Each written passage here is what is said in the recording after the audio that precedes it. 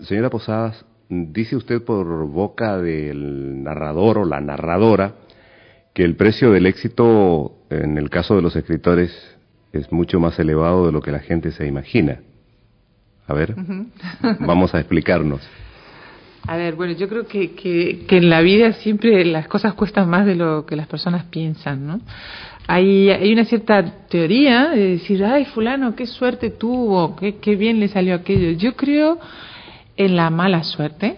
Si realmente si yo voy a salir por esa puerta y me va a caer una teja en la cabeza, es mala suerte. Pero también creo que en gran medida la buena suerte se la fabrica uno, que hay oportunidades y que hay que aprovecharlas. Es decir, que la buena suerte no es una casualidad, sino que es el resultado de un esfuerzo. Y mucho sudor, sí. ¿Y a usted le ha costado mucho llegar a donde está? A mí me ha costado mucho y ha sido un camino muy, muy largo. Yo empecé publicando como con 26 años, una cosa así. Y bueno, es decir, el momento de cambio en mi carrera, que fue el Primer Planeta, me sucedió con 45. Así que es un camino muy largo. ¿Y en ello, en la dificultad, estriba el hecho de que usted sea mujer o no ha contado para nada ese factor?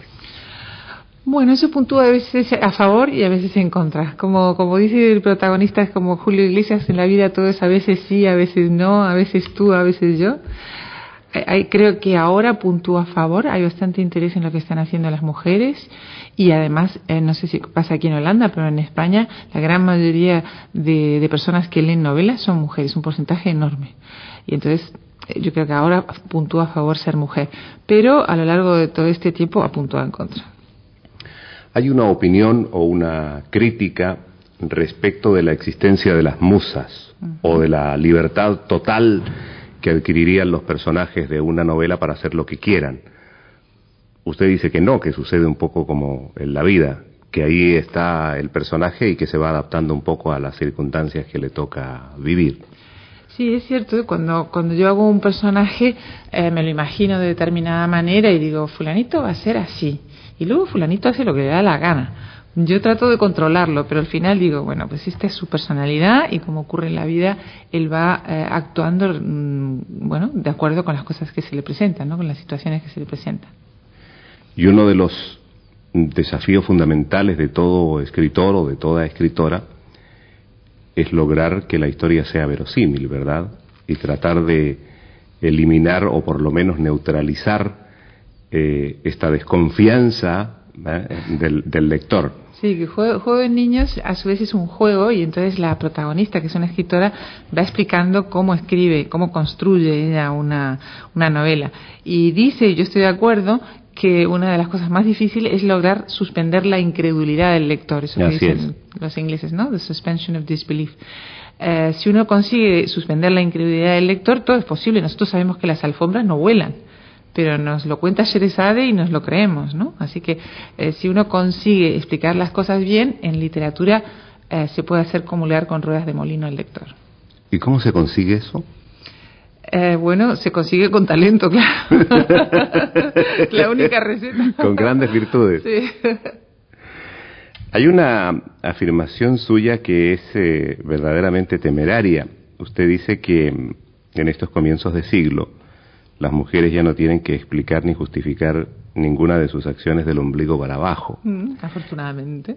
Y yo estaba pensando, por ejemplo, y en el caso no solo de España, pero hablemos de ese, de la violencia intrafamiliar, de los asesinatos de mujeres por mal de amores.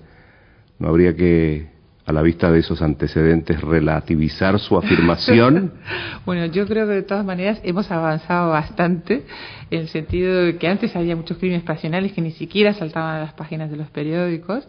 Además, nosotras éramos las guardianas de el honor, aquello tan grande y tan importante que era el honor, pero no solo el honor nuestro, sino el honor de nuestros hombres, ¿no? Y por eso era el peso tan terrible de la virtud de la mujer.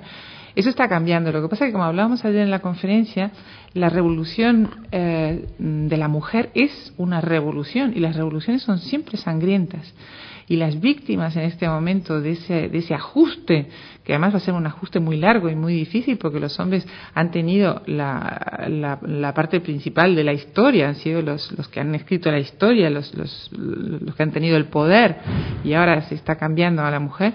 Esa revolución está siendo sangrienta, y las víctimas en este momento son las mujeres de los malos tratos.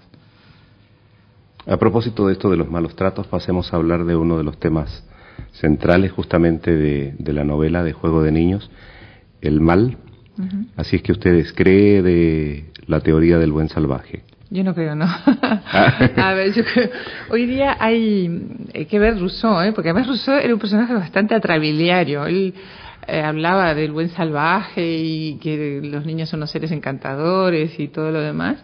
Y pero luego ha perdurado, sí, ya lo creo. Hoy. Sí, además él era un personaje terrible. Él dejó 5 hijos en la inclusa. ¿Cómo es posible? Entonces, hablando de los niños y de lo bueno que es el ser humano, y él comportándose así. Pero hizo fortuna su frase, y hoy día, más que nunca, yo cuando estaba escribiendo este libro le preguntaba a la gente: ¿existen los malos? ¿Hay personas malas? Y todo el mundo decía, no, son las circunstancias. No, fulanito es violador, pero que su mamá no lo quería y su papá le pegaba. Y perengano es caníbal, pero es que tuvo una infancia muy desgraciada. Hoy día todo se justifica, todo tiene unas razones patológicas. Yo no creo eso. Yo creo que hay personas buenas y personas malas. Y que la gente, a menos los locos, son responsables de sus actos. Pero en ese caso, entonces, el mal viene en los genes de los seres humanos. Yo creo que todos tenemos pulsiones buenas y malas. Y los buenos son los que no se encuentran coartadas para su maldad, sino que tratan de ponerle remedio. Ahora estoy leyendo, justamente porque soy jurado del Premio Planeta, estoy leyendo una novela que me está encantando, en la que hay una mujer que tiene un vecino que le confiesa en una borrachera que él tiene pulsiones pederastas, que él no lo puede evitar, que cuando ve un niño le fascina. Y esta mujer se escandaliza terriblemente. Aquí quieren crear un partido político, los pederastas. No sé si usted lo he leído, sabía, así, una cosa de locos. Sí, lo leímos, Uh-huh. Incluso que escribí un artículo sobre eso. Bueno, y entonces, un momento dado, esta mujer, hablando con el hombre, se da cuenta que él dice: yo tengo esa pulsión, pero voy al psiquiatra, me trato, y por supuesto nunca le he puesto la mano encima a un niño. O sea que la diferencia entre el bien y el mal es que uno reconozca el mal en sí mismo e intente ponerle remedio. Pero con esta permisividad de todos somos buenos, y si no somos buenos será que tenemos un trauma infantil, pues es muy permisivo. Claro, pero tiene consecuencias bastante dramáticas, ¿no? Porque de ser cierto lo que usted dice, vamos a tener un problema con la religión, porque significa entonces que hay una imperfección en la creación, y que Dios, en consecuencia, no solo puede ser responsable de lo bueno, sino también tendrá que hacerse responsable de lo malo. Bueno, yo creo que la religión siempre ha hablado del libre albedrío, ¿no? Uno puede elegir lo bueno y lo malo. Yo, de todas maneras... Sí, claro, pero eso es para salvar a Dios, ¿verdad? Para dejarlo fuera de toda responsabilidad. Nos estamos metiendo en un berenjenal. Nos estamos metiendo en un berenjenal complicado. Pero yo de todas maneras... Pero usted empezó, con esto de... Sí. No, es verdad. Y el libro mío anterior, que se llama El buen sirviente, que trata precisamente del diablo, me interesaba mucho el fenómeno del diablo, ¿no? De la personificación del diablo. Y el descubrir, la conclusión en la que yo llegué es la que dice usted. O sea, Dios tiene lo bueno y tiene lo malo, como el ser humano.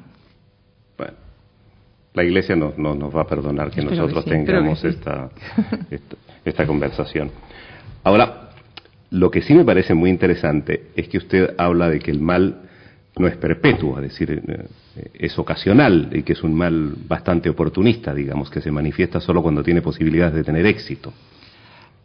Sí, esa teoría no es mía, es de un americano que es un extenso estudio sobre el mal, y dice que precisamente eso, que el mal es oportunista y que espera la ocasión más propicia para hacerlo. Eso se nota, por ejemplo, en la actitud que tiene el ser humano con los débiles, ¿no? Nosotros en España, por ejemplo, estamos viviendo un gran problema de acoso en los colegios. Esa actitud del niño que tiene gafas, que es feo o que es gordo, y que los demás niños se meten con él. Ese es el mal oportunista, se aprovecha del débil. niños asesinos, ¿verdad? Niños muy malos.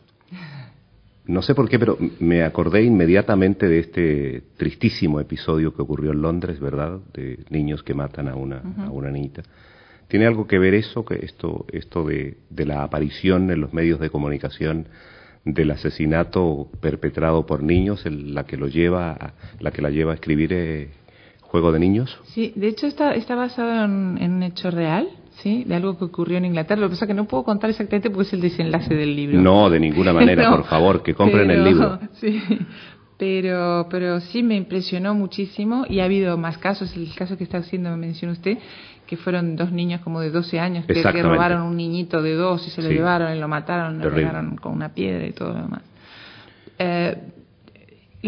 Hoy día la sociedad tiene un poco la tendencia de barrer debajo de la alfombra lo que no le gusta, ¿no?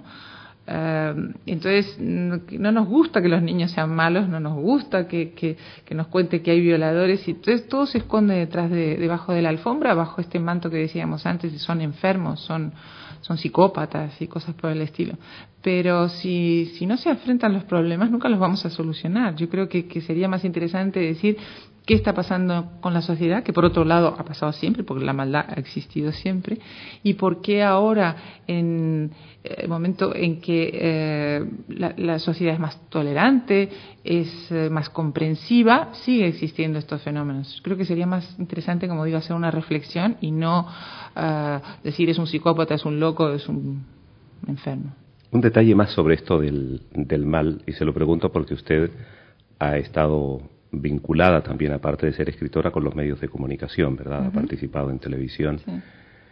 Y siempre se recurre, en las últimas décadas, al argumento que una de las razones del mal es precisamente el papel negativo que jugarían los medios de comunicación en su influencia, entre otros, entre los niños. Desde luego, yo creo que la televisión es como una gran caja de resonancia.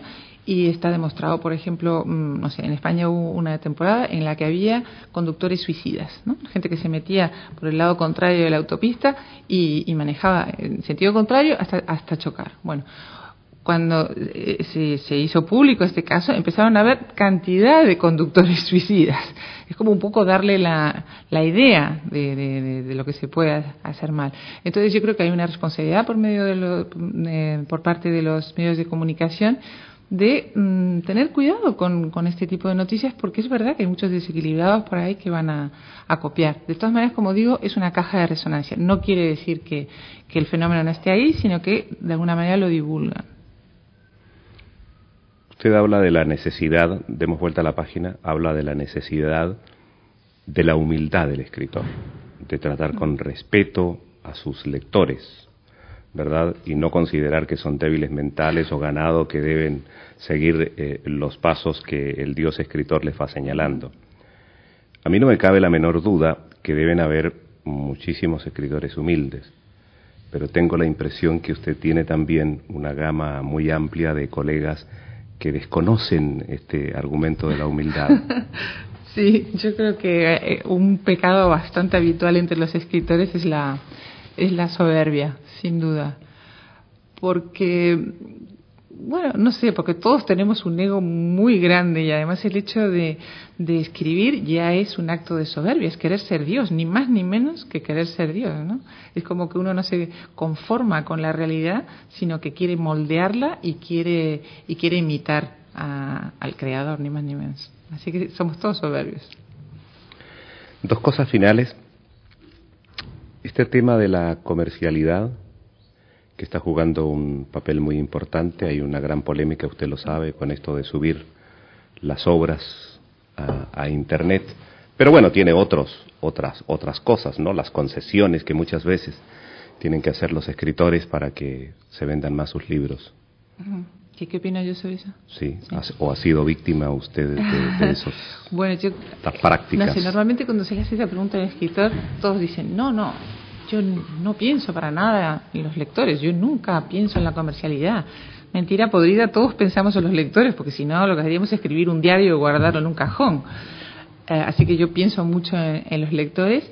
Y lo que hago para intentar, por un lado, tener una calidad literaria y por otro lado, acceder a un número de lectores importante, es utilizar lo que yo llamo la fórmula Dickens.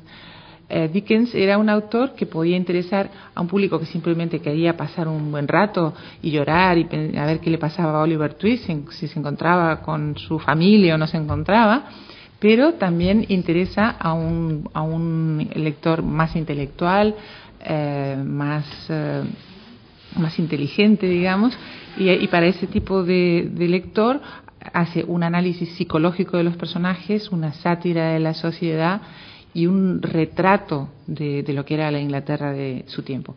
Entonces yo copio mucho a Dickens en ese sentido. En mis novelas procuro que tengan dos niveles de lectura, por eso siempre tiene una trama de intriga. Si alguien quiere leer mi novela simplemente como un thriller, lo puede leer, pero también me gusta dejar como unas piedras de pulgarcito para ese lector literario, ese lector cómplice, con el que yo puedo hacer juegos de palabras, con el que puedo hacer retratos psicológicos de personajes y todo ese juego. ¿E Internet? ¿Internet en qué sentido? El subir las obras a la web. Yo dudo que alguien pueda leer Guerra y Paz en el ordenador. De otras cosas se le caen los ojos directamente. No me parece que Internet va a ser muy interesante. Se está exagerando en consecuencia. Sí, yo creo que va a ser muy útil como para, por ejemplo, para los libros de consulta, ¿no? Yo puedo leer una cosa cortita que dice la Enciclopedia Británica o consultar, yo qué sé, un libro sobre Virginia Woolf y leerme 3 o 4 páginas. Pero como digo, leer Guerra y Paz en el ordenador no creo que nadie lo haga. Señora Carmen Posadas, usted nació en Uruguay, pero desde los 12 años, ¿verdad?, que vive en España. Bueno, sí, viví en España una temporada, después he vivido en Inglaterra en 2 épocas distintas de mi vida, pero salí de Uruguay a los 12. Ayer, durante la conferencia que hubo aquí en el Cervantes, vino mucha gente de América Latina. Sí. ¿Usted se sigue sintiendo latinoamericana a pesar de haber abandonado la región tantos años? Sí, me encantó ver a tantos latinoamericanos. Yo, a pesar de que le debo mucho a España, mis hijas son españolas, mi marido también lo era, España ha sido muy generosa conmigo, mi carrera la he hecho ahí. Cuando me preguntan siempre digo que soy uruguaya porque no me gusta renunciar a mis raíces, ¿no? A mí quiero mucho al Uruguay y hago patria de vez en cuando, porque somos muy poquitos, ¿sabes? Somos solo 4 millones de habitantes, somos como un barrio. Así que sí, yo soy uruguayo. Muchas gracias. Muchas gracias.